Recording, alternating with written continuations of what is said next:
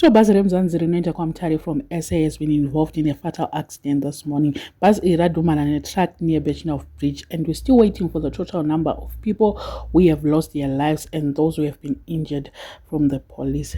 Driver weTruck angakatakura mapotatoes and afira paspot. Truck driver ari kunzi ndiye anga ari wrong, but I'm not so sure because vemubhaziwo vari kutaurawo kuti driver wavo anga atofuga gumbeze chairo. So pari kunzi panenge paita kanenge kekuti anga aneta arara, he did not have enough rest during the night. Amen. Ndozviri kungotaurikana ipapo. Ko ivo vemubhazi vanosiya sei driver achirara? Handi kana mutori mubhaziwo munofanira kutoita muchitotarisa kuti driver wenyu zvakamira sei achiri akamuka here, because pakangoita kanenge kakunyarara ipapo pama long distance apa hazvimire zvakanaka veduwe. Vanhu kana tiri mabhazi ngatisarelaxei, ngatizive kuti driver kana achidriver hadriver ega. Passengers, you are also helping driver.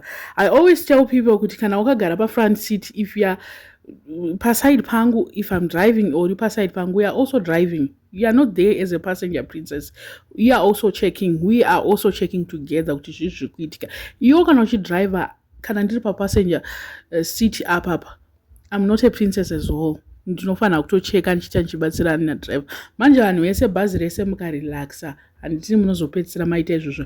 Iye anga achifuga gumbeze kuti zvigoita seiko driver veduwe. Unofuga gumbeze uri parodhi. Amen. I don't know. And road dzacho futi dzakashata, ndo problem. They are not wide enough kuti panyatse kunyatsoita a smooth way yekuti ma-trucks nemabhazi onyatsofamba zvakanaka. Nyika yeduwo futi ameno ipapo. And zviri kutonzi paita 5 hours vasina kuona help. Imagine 5 hours again. Mwana waSismek uya akaita 5 hours pasina help, and futi apa hanzi vatozouya after 5 hours. It's raining, guys. Please fambai zvakanaka maroad umu. Ingatanga zvakanaka, and then takungotanga nema-accident zvakaoma zvinhu zvacho. And also I'm just trying to think kuti ndio same accident iri yaitaurwa, because when anonzi obey tichafa mukana iri uyu pastor prophet wama-accident apo vakataura vakamboti, I saw a bus along Masvingo Road in full speed. Cross-border fire broke out. This is going to be a disaster. I saw forensic police. I saw tests to ascertain identity. Red bus carrying a star at the back. Pray.